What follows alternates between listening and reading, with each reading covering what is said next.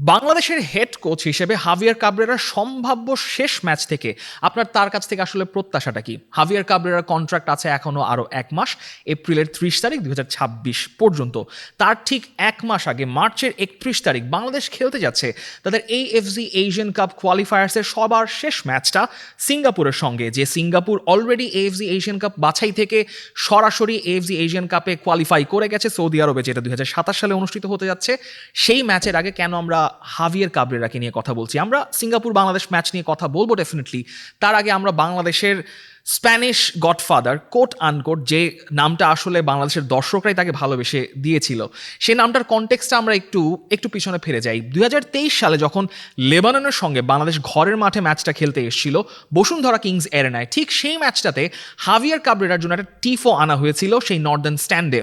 হাভিয়ার Cabrera Bangladesh ফুটবলস godfather, যারা ম্যাচটা দেখেছেন স্টেডিয়ামে গিয়ে বা টেলিভিশনে, তাদের সবারই টিফোটার কথা মনে আছে। সেই টিফোটা কেন আনা হয়েছিল? তার কারণ বাংলাদেশের হয়ে হাভিয়ার কাবরেরা সাফে যেই চমৎকার একটা রেজাল্ট এনেছিলেন, সেটার প্রেক্ষাপটটা বাংলাদেশের ফুটবলকে একটা উজ্জীবনী শক্তি দিচ্ছিল বলে মনে হচ্ছিল। But it all went downhill from there. লেবাননের ম্যাচে অবশ্যই না, সেই ম্যাচে মোরসালিন চমৎকার একটা গোল করে বাংলাদেশকে ম্যাচে ফিরিয়েছিলেন। তারপর থেকে হাভিয়ার কাবরেরার কাছ থেকে এক্সপেকটেশন, প্রত্যাশা সব কিছুই আর প্রত্যাশা মতো আসলে পাওয়া যায় নাই। কেন পাওয়া যায় নাই? হাভিয়ার কাবরেরার একটু স্ট্যাটিস্টিক্স আমরা একটু খেয়াল করি। হাভিয়ার কাবরেরা বাংলাদেশের কোচ হিসেবে ম্যাচ খেলেছেন 38টা ম্যাচে, ডাগ আউটে ছিলেন। তার মধ্যে 10টা ম্যাচ জিতেছেন তিনি, 10টা ম্যাচে ড্র করেছেন, 18টা ম্যাচ হেরে গেছেন। That's not a bad record. যদি আপনি বাংলাদেশের ফিফা র্যাঙ্কিং অনুযায়ী সেখানে বাংলাদেশের একজন কোচের ফিরিস্তি টেনে ধরেন, সেটা it's not a bad result honestly. কিন্তু যখন দেখবেন যে এই ম্যাচগুলোর মধ্যে তাদের 10টা জয়ের মধ্যে 6টা জয় এসছে ইন্টারন্যাশনাল ফ্রেন্ডলিতে, এবং 4টা জয় এসছে খুবই গুরুত্বপূর্ণ কম্পিটিশনে। 2টো এসছে সাফে, একটা এসছে ওয়ার্ল্ড কাপ কোয়ালিফিকেশনে, একটা এসছে খুবই ক্রুশালি ইন্ডিয়ার এগেনস্টে লাস্ট ইন্টারন্যাশনাল উইন্ডোতে নভেম্বর মাসে। কিন্তু সেখানে আপনাকে হামজা ইফেক্ট, সমিত সোম ইফেক্টও চিন্তা করতে হবে, এবং 18টা হারের একটা ফিরিস্তি বা রেকর্ড রয়েছে।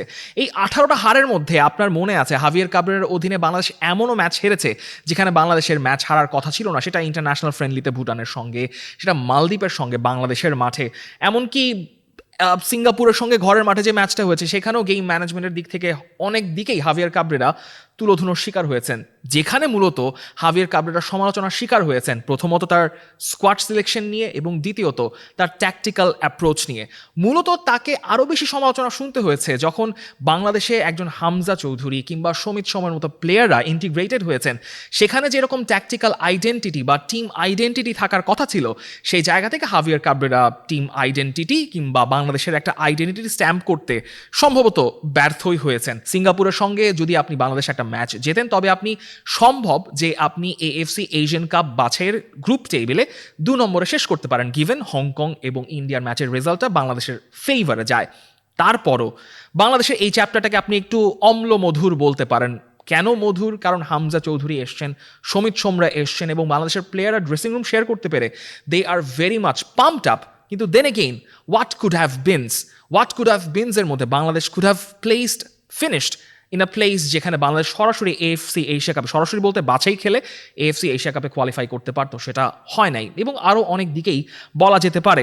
AFC এশিয়া কাপ বাছাই ম্যাচে বাংলাদেশের কী পাওয়ার আছে? বাংলাদেশের যেটা পাওয়ার নেই সেটা হচ্ছে বাংলাদেশের মূল ডিফেন্ডার তপু বর্মন এবং রাকিব, বাংলাদেশের অ্যাটাকিংয়ে মূল ভরসা, কিন্তু তিনি ফার্স্ট লাইন অফ ডিফেন্স। কারণ বাংলাদেশে যারা প্রেসিং করে থাকেন অপোজিশনের এগেনস্টে, তাহলে ওই ফার্স্ট লাইন অফ ডিফেন্সে বাংলাদেশের রাকিবের মতো আপ ফ্রন্টে প্রেসিং কেউ করতে পারেন না। সিঙ্গাপুরের ফান্দি ব্রাদার্সদের এগেনস্টে কিংবা ডিফেন্স লাইনের এগেনস্টে বাংলাদেশ ওই জিনিসটা সবচেয়ে বেশি মিস করবে। সিঙ্গাপুর একটা জয় নিয়ে already they are pumped up, সেখানে ভিয়েতনামের সঙ্গে বাংলাদেশ হেরে গেছে।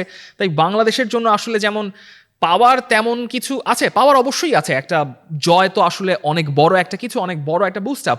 হারানোরও আছে, কারণ বাংলাদেশের ফিফা র্যাঙ্কিংয়ে একটা অবনমন ঘটলেও ঘটতে পারে এপ্রিলে, যেটা আবার নতুন করে রিঅ্যারেঞ্জ করা হবে। তারপরও বাংলাদেশের হয়ে সম্ভবত, আবারও বলছি বিকজ ইউ নেভার নো বাংলাদেশের ফুটবলে কি হতে পারে, হাভিয়ার কাবরেরার সম্ভাব্য শেষ ম্যাচ, সেদিকে আপনার প্রত্যাশা কি? আপনারা অবশ্যই কমেন্ট সেকশনে জানাবেন। বাংলাদেশের এই 2022 থেকে 2026 সালের অধ্যায় পর্যন্ত হাভিয়ার কাবরেরার চ্যাপ্টারটাকে আপনারা কিভাবে মূল্যায়ন করতে চান? But here we go again, March international window. আপনি জানেন এই উইন্ডোতে আপনি 6টা ইন্টারন্যাশনাল প্লে অফ থেকে, ইউরোপিয়ান এবং ইন্টারকন্টিনেন্টাল প্লে অফ থেকে 6টা ওয়ার্ল্ড কাপের দল আপনি জেনে যাবেন, যারা 42টা দলের সঙ্গে যুক্ত হতে যাচ্ছে FIFA world cup USA, Mexico এবং কানাডাতে। ইউরোপিয়ান কোয়ালিফায়ার্স থেকে আপনি দেখবেন 4টা ফাইনাল ম্যাচ, সবার চোখ অবশ্য একটা ম্যাচেই থাকবে। আমি জানি না আপনারা কারা ভূতের গল্পে বিশ্বাস করেন, তবে আমি এই গ্যারান্টি দিতে পারছি ইতালির অনেক মানুষ, ইতালির ফুটবলার, কোচ সবাই সম্ভবত ভূতের গল্পে বিশ্বাস করেন। নয়তো এরকম জেনারো গাত্তুসো তার প্রেস কনফারেন্সে ভূতের কথা বলতে পারেন না, because he is facing another ghost in the play-off final, সেটা হচ্ছে বসনিয়া অ্যান্ড হার্জেগোভিনা। এই বসনিয়া হার্জেগোভিনা ভূত কিভাবে হয় সেটা একটু পরের কনটেক্সটে আসি। তার আগে বলছেন যে ইতালিকে তারা এখন হাঁটি হাঁটি পা করে এই ইউরোপিয়ান কম্পিটিশনে, ইউরোপিয়ান প্লে অফের ফাইনালে এসে পৌঁছেছে। এখন তাদেরকে একটা আস্ত এভারেস্ট ক্লাইম করতে হবে। এই এভারেস্ট ক্লাইম করার মিশনটা শুরু হয়েছিল 2010 সাল থেকেই। সেই 2010 সালে Italy, the raining defending world cup champions, তারা গ্রুপ পর্ব থেকে বাদ পড়ে গেল। 2014 সালে একই ফেট, আবারও ওয়ার্ল্ড কাপের ফার্স্ট রাউন্ড থেকে বাদ। এরপর 2018, 2022-এ তো এই দলটা এভারেস্টের একদম বেস ক্যাম্পে গিয়েই একদম শেষ হয়ে পড়ে গেল। নাও আবারও তারা নর্থ ম্যাসেডোনিয়ার কাছে 2022 সালে হারার পর সেই বৃত্তটা পূরণ করে আবার তারা আরেকটা প্লে অফ ফাইনালে এসে পৌঁছেছে। সেটাকে আপনি একটা ভূতকে ফেস করা বা তাদের পুরনো ভূতকে ফেস করার একটা রেকর্ড বলতে পারেন। কিন্তু তাদেরকে আরেকটা ভূত ফেস করতে হবে in the name of referee Clement তোরপা।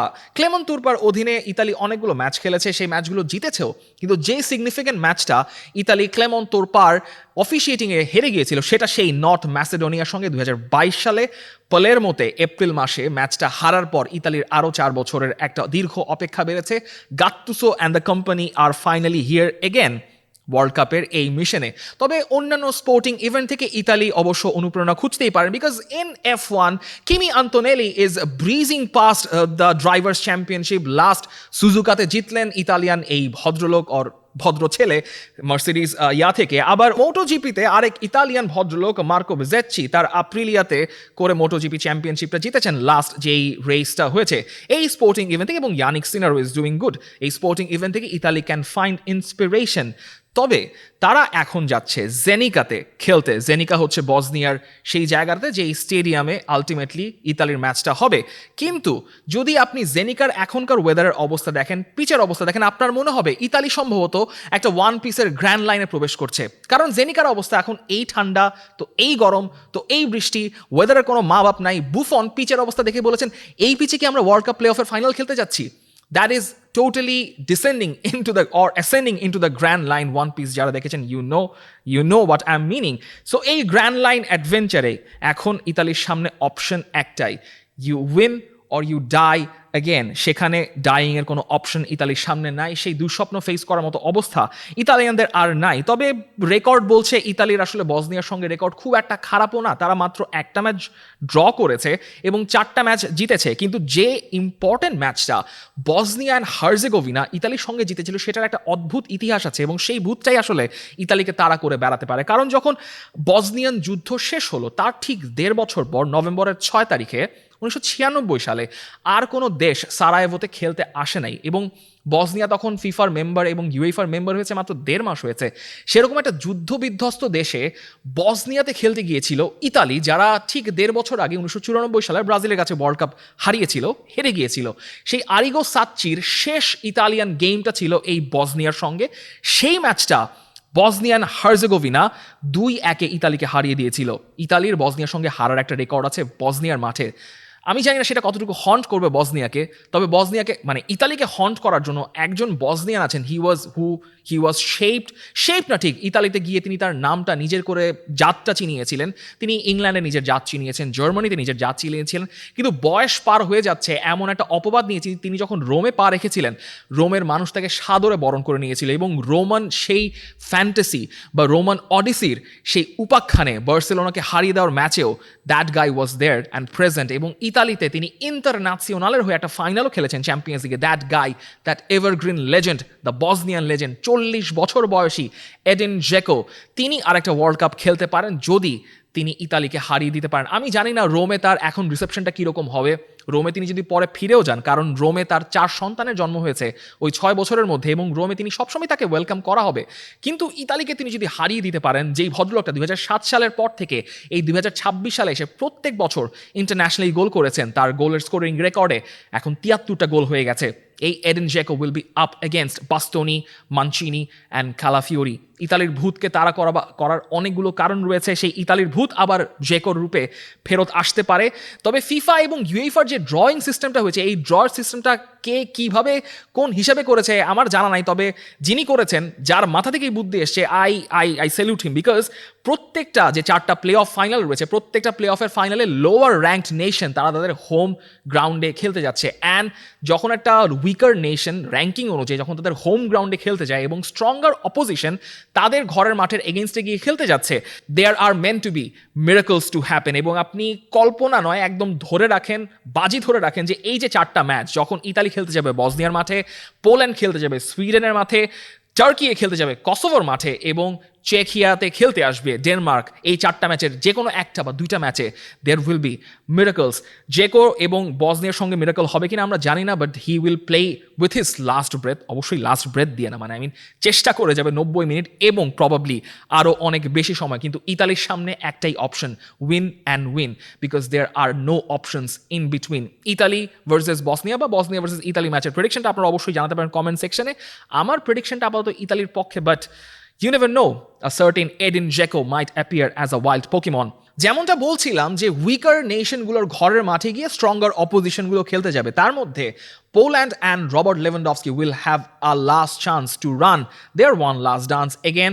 যদি তারা রবার্ট লেভানডফস্কি এবং পিওতর জেলিনস্কি তার ঠিক 4 বছর আগের রেজাল্টটাকে রেপ্লিকেট করতে পারেন সুইডেনের ঘরের মাঠে, because Sweden and Poland are coming again as a clash in the world cup qualification final, European play of থেকে, যে প্লে অফের ফাইনালটা আমরা ঠিক 4 বছর আগে কাতারের ওয়ার্ল্ড কাপের আগে দেখেছিলাম, যেখানে পোল্যান্ড সুইডেনকে হারিয়ে দিয়েছিল। কিন্তু মজার ব্যাপার এটাই যে পোল্যান্ড খেলেছিল তখন তাদের ঘরের মাঠে, এবং সুইডেনের ঘরের মাঠে গিয়ে পোল্যান্ড সর্বশেষ জিতেছিল অনেক অনেক আগে, ইনফ্যাক্ট সেটা 76 বছর আগে। লাস্ট যেবার 3বার সুইডেনের ঘরের মাঠে গিয়ে পোল্যান্ড খেলতে গিয়েছে, 3বারই সোলনাতে গিয়ে পোল্যান্ডের হারতে হয়েছে। এই রেকর্ডটা হয়তো রবার্ট লেভানডফস্কি, পিয়েতর জেলেনস্কিদের মাথায় বাজার কথা, but you know when Robert Lewandowski is there anything is possible. এবং এই পোল্যান্ড টিমটা অবশ্যই তাদের অনেকগুলো চেঞ্জেস হয়েছে। লাস্টে যে কোচ ছিলেন তার সঙ্গে রবার্ট লেভানডফস্কির বনিবনা হচ্ছিল না, যার কারণে কোচ চেঞ্জ হয়ে এখন একজন নতুন মানুষ এসছেন, যার অধীনে রবার্ট লেভানডফস্কি আবারও একটা ছন্দ ফেরত পেয়েছেন। বেশ ইন্টারেস্টিং ইয়াং গানস রয়েছেন এই টিমের মধ্যে, পোর্টোতে খেলা একজন মিডফিল্ডার, যারা কিনা পোল্যান্ডকে স্টিয়ার ফরওয়ার্ড করতে পারেন ওয়ার্ল্ড কাপের ফাইনালে বলতে ওয়ার্ল্ড কাপের মূল পর্বে। কিন্তু এই সুইডেনকে আমি জানি না কিভাবে ব্যাখ্যা করা সম্ভব, একটা দল ওয়ার্ল্ড কাপ কোয়ালিফিকেশনের রাউন্ড অফ প্লে থেকে একটা ম্যাচও জেতে নাই, দেয়ার ওয়ার 0 উইন্স, 2টা ড্র, শুধুমাত্র তাদের নেশনস লিগের র্যাঙ্কিংয়ের বিচারে তারা চলে আসলো ওয়ার্ল্ড কাপের প্লে অফের ফাইনালে, সেমিফাইনালে, সেখানে তারা হারিয়ে দিল তাদের অপোনেন্ট ইউক্রেনকে। ইউক্রেন যে অতটাও ভালো টিম আগের বারের তুলনায় তা কিন্তু নয়। তারপর ইউক্রেনের ঘরের মাঠ, দ্যাট ইজ ভালেন্সিয়ার, স্পেনের ভালেন্সিয়ার মাঠে হারিয়ে আসাটা is not an easy feat, given Viktor Gyokeres last 1 বছরের টুর্নিতে একটা গোলও পান নেই, আর্সেনাল হয়ে তিনি গোল করছিলেন, but he scored a hat trick করে তিনি নিয়ে আসলেন সুইডেনকে ওয়ার্ল্ড কাপ প্লে অফের ফাইনালে। তার সঙ্গে এখন খেলতে হবে তাদের ঘরের মাঠে পোল্যান্ডের এগেইনস্টে। It's a striker versus striker final, খুবই ক্লাসিক একটা ইউরোপিয়ান ধাঁচের ফাইনাল আপনি দেখতে পারবেন, but this match can be dragged into extra time. এই ম্যাচে কি আপনি পোল্যান্ডকে যেতে দেখবেন নাকি সুইডেনকে যেতে দেখবেন? স্ট্যাটিস্টিক্যালি বলে সুইডেনের যাওয়া উচিত, বাট পোল্যান্ডের টিম ইজ মাচ স্ট্রঙ্গার, কারণ সুইডেনের প্লেয়ারদের অনেকেরই ইনজুরি সংখ্যার কারণে খেলার কথা না। দেজান কুলুসেভস্কি লাস্ট কবে টটেনহ্যাম এবং সুইডেনের জন্য খেলেছেন তিনি মনেও করতে পারবেন না, মাঝখানে 2টো কোচও স্যাক হয়ে গেছে টটেনহ্যামের হয়ে। সো আবার ওইদিকে বার্গভালও ইনজুরিতে বসে আছেন, লাইন লিড করতে হবে ভিক্টর ইয়কেরেশ এবং অ্যান্টনি এলাঙ্গাকে। So let's see what happens. My bet is on Sweden, but Poland can do it again. Another Cinderella story might happen in Fadil Vokri Stadium in Kosovo, যে Kosovo মাত্র 2016 সালে FIFA and ইউএফার member হয়, তখন তাদের ranking স্বভাবতই সবার নিচে হওয়ার কথা 210। এখন দলটার র্যাঙ্কিং অনেক ভালো, সেটা 79, কিন্তু সেই 79 র্যাঙ্কিং থেকে যে দেশটা স্বাধীনতা পেয়েছে, যদিও কাগজে কলমে অনেকগুলো নেশন তাদেরকে স্বাধীনভাবে দেশ হিসেবে কল্পনা করতে চায় না, স্বীকৃতি দিতে চায় না, তাদের মতো একটা দেশ স্লোভাকিয়া। সেই স্লোভাকিয়াকে তারা হারিয়ে দিয়েছে ওয়ার্ল্ড কাপ প্লে অফের সেমিফাইনালে 3-4 গোলে তাদের ঘরের মাঠে, স্লোভাকিয়ার ঘরের মাঠে। এবং ওই সময় যে 8টা ম্যাচ হয়েছে সেমিফাইনালে, সেই 8টা ম্যাচের মধ্যে সম্ভবত এই ম্যাচটা আপনার রেডারের বাইরে চলে গেছে, and that match was the most interesting of the bunch. 3-4 গোলে স্লোভাকিয়াকে হারিয়ে আসার পর এই ফাদিল ভোকরি স্টেডিয়ামে এখন খেলতে আসবে তুর্কি, যেই তুর্কির সঙ্গে তাদের ইন্টারন্যাশনাল জিওপলিটিক্যাল রিলেশনশিপ আবার খুবই ভালো। এবং এই তুর্কি একমাত্র নেশন যে সময় 2014 সালে আর কোনো দেশ কসোভোকে ইন্ডিপেন্ডেন্ট নেশন হিসেবে কখনো খেলতে আসা তো দূরের কথা, তখনও স্বীকৃতিও দেয় নাই, এবং কসোভোতে তখন একটা ইন্টারন্যাশনাল ওয়ার চলছে। সেই সময় তুরস্ক মানে তুর্কি একমাত্র নেশন যারা এই কসোভোর ঘরের মাঠে এসেছিল একটা ম্যাচ খেলতে। এবং সেই ঘটনাটাকেই কসোভান ফুটবল ফেডারেশন তাদের টুইটারে তারা মনে করিয়ে দিচ্ছে as a matter of good sportsmanship যে তুর্কি তখন খেলতে এসেছিল যখন কেউই আসলে এই কসোভোর ঘরের মাঠে খেলতে আসে নাই। তবে এই ম্যাচের আগে অবশ্যই এই ফ্রেন্ডশিপ, এই বন্ধন, অটুট বন্ধন এক থাকার কথা না। যদিও প্রিস্টিনে যে মাঠে খেলা হচ্ছে সেই প্রিস্টিনের বাইরে একটা কসোভো তুর্কি ফ্রেন্ডশিপ পার্ক রয়েছে, সেখানে হয়তো তুর্কির প্লেয়াররা একটু ঘুরে ফিরে আসতে পারেন। তবে কিনান ইলদিজ এবং আর্দা গুলের, হাকান শালানোগলু, বারিক ইলপার আলমাজ এবং উগুরকান চাকিররা they know what their mission is. কারণ 2002 সালের পর থেকে 24 বছর এই উইল্ডারনেসে তুর্কিকে কাটাতে হচ্ছে। They know they want to qualify for the World Cup this time around, কারণ এই রকম ইন্টারেস্টিং ট্যালেন্টেড বাঞ্চ যদি ওয়ার্ল্ড কাপে কোয়ালিফাই না করতে পারে তবে কবে করবে আমি জানি না। But this is the golden, সম্ভবত ওই জেনারেশনের পর this is the golden generation of তুর্কি। এবং ভিনচেনজো মন্তেলার মিশন একটাই, এই রোমে খেলে আসা ভদ্রলোক, ইটালিয়ান দ্য লেজেন্ড, তিনি জানেন তার দলকে ওয়ার্ল্ড কাপে যাওয়াটা জরুরি। তার নেশনের যেমন যাওয়া জরুরি, তেমনি তুর্কিরও ওয়ার্ল্ড কাপে যাওয়া জরুরি। সেই ক্ষেত্রে বন্ধুত্বের বন্ধন একদম সেখানে ভেঙে দিতেই হবে কসোভোর। বাট কসোভো যদি আপনি চিন্তা করেন, কসোভো যদি ওয়ার্ল্ড কাপে যেতে পারে, that would be another story in the making. যে দলটা বা যে দেশটা আবারও অনেকদিন ধরে ওয়ার্ল্ড কাপে যায় না, সেটা বললে 20 বছর ধরে, দ্যাট ইজ চেকিয়া। তাদেরও সামনে একটা সুযোগ রয়েছে, তাদের ঘরের মাঠে ম্যাচ খেলে ডেনমার্ককে পার করতে পারলে 2006 সালের পর আবারও ফাইনালি দলটা ওয়ার্ল্ড কাপে যেতে পারবে। সেই ডেনমার্ক যখন তাদের অপোনেন্ট, সেই ডেনমার্ককে তারা সেই ইউরোতে হারিয়েছিল 2004 সালে, যেই ইউরোতে চেকিয়াকে আলাদা করে বা তখনকার চেক রিপাবলিককে আলাদা করে পুরো ফুটবল বিশ্ব চিনেছিল। যদিও তারা যখন চেকোস্লোভাকিয়ার অংশ, they were a footballing powerhouse, ওই দেশটা ভেঙে যাওয়ার পর চেক রিপাবলিক অ্যাজ আ নেশন খুব একটা আসলে সাফল্য পায় নাই ওই ইউরো 2004-এর সেমিফাইনাল খেলার পর পর্যন্ত। থমাস সৌচেক জানেন যে এই স্টেকসটা কতটুকু হায়ার। তারা তাদের সর্বোচ্চ, সবাই যেটা বলে যে 100% দিয়ে দিতে চান, সেটাও তিনি দিয়ে দিতে চান। কিন্তু চেকি আসলে ডেনমার্ককে শেষ স্বাদ দেখায় হারাতে পারেনি। সর্বশেষ যেবার তাদের দেখা হয়েছিল ইউরো 2020-এর কোয়ার্টার ফাইনাল, সেখানে ডেনমার্ক তাদেরকে 2-1 গোলে হারিয়ে দিয়েছিল। দিস ডেনমার্ককে আসলে আন্ডার এস্টিমেট করাটা ভুল হবে, কারণ যে ডেনমার্ককে আমরা মনে করছিলাম যে খুব একটা হয়তো সুবিধা করতে পারবে না, সেই নর্থ ম্যাসেডোনিয়াকে তারা 4-0 গোলে হারিয়ে এসছে। This team is a compact team এবং এরা চেকিয়ার মাঠে গিয়ে একটা ভালো চ্যালেঞ্জ ছুড়ে দিতে পারে। এই ম্যাচটা যদি আপনার এক্সট্রা টাইমে চলে যায়, আপনার অবাক হওয়ার কিছু নেই। ক্রেচি অ্যান্ড প্যাট্রিক শিক যে কোনো মুহূর্তে এই ম্যাচের পার্থক্য গড়ে দিতে পারেন। স্পেসিফিকলি প্যাট্রিক শিক অফ লেভারকুজেন যে কোনো মুহূর্তে একটা বক্সে একটা হেডার কিংবা ওয়ান টাচ ফিনিশ করে ডেনমার্ককে ম্যাচের বাইরে বের করে দিতে পারেন। অনেকেই হয়তো ডেনমার্ককে ফেভারিট ধরবেন। আমার জন্য পার্সোনালি, আমার জন্য চেকিয়া আমার personal favorite in this tie because of their history as a European country in the 2004's Pavel Nedved connection and Petr Cech connection. So দেখা যাক, আপনাদের প্রেডিকশন জানাতে পারেন। প্লে অফের ফাইনাল এখানেও শেষ নয়, ইন্টারকন্টিনেন্টাল প্লে অফের ফাইনাল রয়েছে দুইটা, যেটা আপনারা দেখবেন ভোরবেলায়। এই এই ইউরোপিয়ান প্লে অফগুলো শেষ হওয়ার পর এশিয়ান একটা নেশনের সম্ভাবনা রয়েছে আবারও 1986 সালের পর আবারও ওয়ার্ল্ড কাপ খেলার। কনমেবলের একটা নেশনের সম্ভাবনা রয়েছে 1994 সালের পর, ওই লাস্ট ইউএসএ ওয়ার্ল্ড কাপ খেলে আসার পর আবারও ইউএসএ ওয়ার্ল্ড কাপের একটা টিকিট ম্যানেজ করেন। That is Iraq versus Bolivia in the making. তাদের ফাইনালটা হচ্ছে মনশেরিতে। ইরাক শেষবার 1986 সালে ওয়ার্ল্ড কাপ খেলেছে এবং এবারের ওয়ার্ল্ড কাপ কোয়ালিফিকেশনে তাদেরকে 20টা ম্যাচ খেলতে হয়েছে 2.5 বছর ধরে। লাস্টের ম্যাচটাও যদি আপনি কল্পনা করেন, ইউএইর সঙ্গে সেই ড্রামাটিক ফাইনালটা, সেই ম্যাচে তাদেরকে এক্সট্রা টাইমের 17 মিনিটে গোল দিয়ে আসতে হয়েছে। গ্রেহাম Arnold, who knows how to play a World Cup and who knows how to rattle an Argentinian squad, এই দলটাকে নিয়ে ইরাককে তিনি নিয়ে এসছেন ওয়ার্ল্ড কাপের ইন্টারকন্টিনেন্টাল প্লে অফের ফাইনালে, যেখানে বলিভিয়াকে ফেস করতে হচ্ছে। সেই ইরাকের প্লেয়ারদেরকে তিনি বলেছেন দে আর ওয়ারিয়ার্স, কারণ মধ্যপ্রাচ্যে এখন যে সিনারিও চলছে তার মধ্যে ইরাককে মেক্সিকোতে আসতে হয়েছে এবং তার মাঝখানে কি ঘটবে তিনি জানেন না। তার মাঝখানে তাদেরকে আবার ওয়ার্ল্ড কাপে ট্রাভেল করতে হবে মেক্সিকো, ইউএসএ এবং ক্যানাডাতে।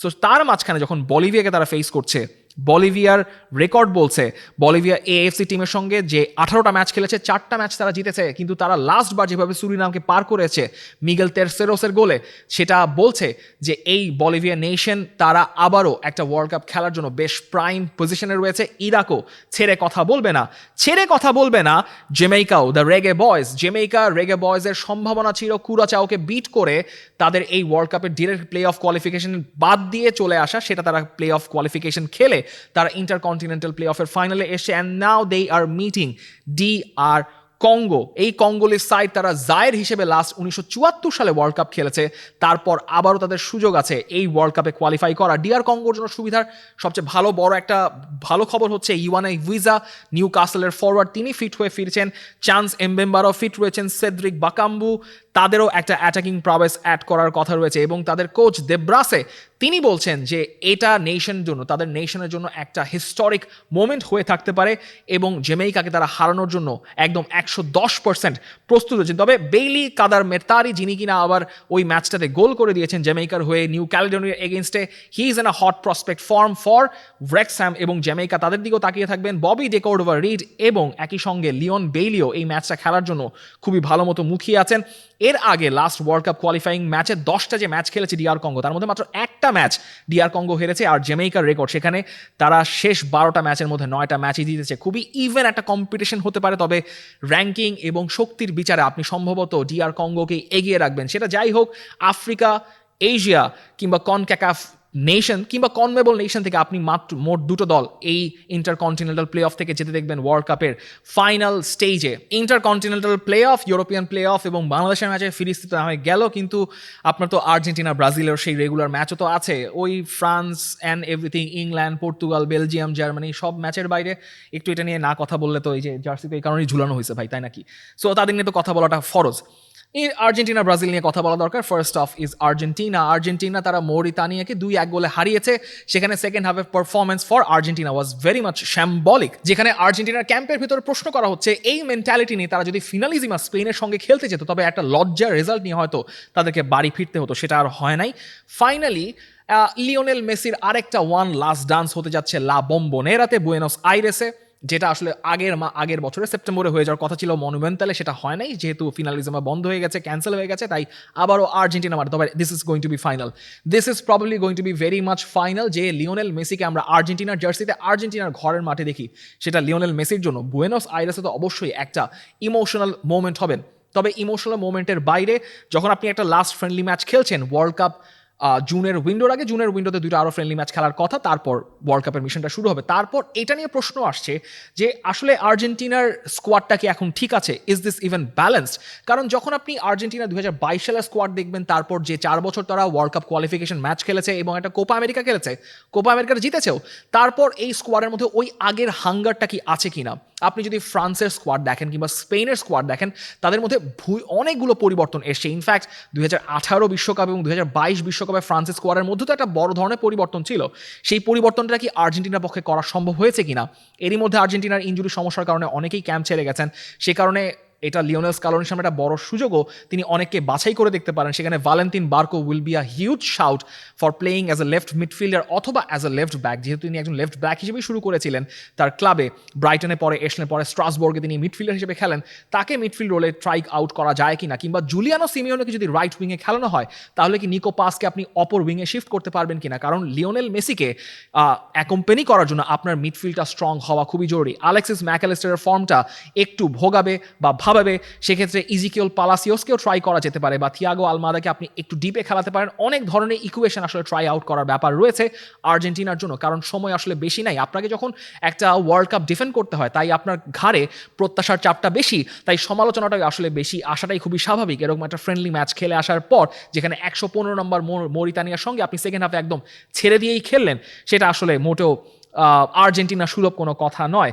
আর্জেন্টিনার বাইরে ব্রাজিলের জন্য কি অপেক্ষা করছে আপনারা জেনে অবাক হবেন যে ব্রাজিলের হয়ে আনচেলত্তির উইন রেশিও মাত্র 44%। তাকে জাপানের সঙ্গে হারতে হয়েছে, তাকে বলিভিয়ার সঙ্গে হারতে হয়েছে এবং লাস্ট আপ তাকে ফ্রান্সের সঙ্গে হারতে হলো। ফ্রান্সের সঙ্গে হারাতে আসলে তেমন অবাক হওয়ার কিছু নেই। France is the most stack team, যেই টিমটা বি টিম নিয়ে খেলো কলম্বিয়াকে হেসে খেলে 3-1 গোলে হারিয়ে দিয়ে আসতে পারে, সেই টিমের কাছে হারাটা অসম্ভব কিছু না। কিন্তু যখন আপনি দেখবেন ব্রাজিলের ফাউন্ডেশনের মধ্যে একটা গলদ রয়ে গেছে, তার মধ্যে রাফিনিয়া ইনজুরিতে পড়ে বাইরে চলে গেছেন, সেটা ব্রাজিলের জন্য যত না মাথা ব্যথা, তার চেয়ে বেশি বড় মাথা ব্যথা বার্সেলোনার জন্য, যারা এই মুহূর্তে মাথা চুল ছিটছে তারা তাদের পরবর্তী লা লিগা রান এবং চ্যাম্পিয়ন্স লিগ রানটা কীভাবে মেক করবে। সেজন্য এখন যখন ক্রোয়েশিয়ার সঙ্গে ম্যাচ খেলতে হচ্ছে, ব্রাজিলকে তাদের নতুন স্কোয়াড নিয়ে ভাবতে হবে তারা কীভাবে এই স্কোয়াডটাকে সাজাবে। তার উপর দিয়ে ব্যাকলাইনে ইনজুরি সমস্যা কিছু আছে নতুন করে, আবার মার্কিনিওস ফিট হয়েছেন, ওয়েজলিকে চলে যেতে হয়েছে রোমাতে তার ইনজুরির কারণে, সো ফুল ব্যাকের ইস্যুটা রয়েই যাচ্ছে। মিডফিল্ড কম্বিনেশন কী হবে, ফরওয়ার্ডে কে খেলবেন, যেহেতু রাফিনিয়া নাই।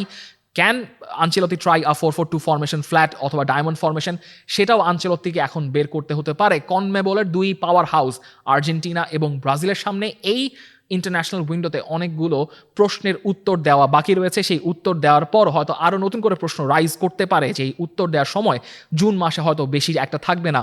ব্রাজিলের ঘাড়ের প্রত্যাশার চাপ বেশি, নেইমারকে নিয়ে আবারও হয়তো একটা গুঞ্জন জুন মাসে চলে যাবে। তবে আমি আবারও বলে রাখছি, নেইমারের হয়তো বিশ্বকাপ খেলার সম্ভাবনা আমি দেখছি না আনচেলত্তির হাবভাবে, যেটা খুবই দুঃখজনক একটা ঘটনা হবে। এই ছিল মোটামুটি এইবারের মার্চ মাসের ইন্টারন্যাশনাল উইন্ডোর ফিরিস্তি। তারপর আবার একটা চ্যাম্পিয়ন্স লিগের লাস্ট রান শুরু হয়ে যাবে before the world cup begins. এই মার্চের ইন্টারন্যাশনাল ফ্রেন্ডলিতে যতগুলো ম্যাচ রয়েছে, আপনার কি এক্সপেকটেশন, প্রেডিকশন, মন্তব্য সবই জানাতে পারেন আমাদের কমেন্ট সেকশনে। দ্য ডেইলি স্টারের যে কোনো মুহূর্তের আপডেট এবং ভিডিও পেতে ভিজিট করুন দ্য dailystar.net এর ওয়েবসাইট, এবং একই সঙ্গে ফলো করে রাখুন দ্য ডেইলি স্টারের ফেসবুক পেজ, সাবস্ক্রাইব করুন দ্য ডেইলি স্টার ইউটিউব চ্যানেলটাও।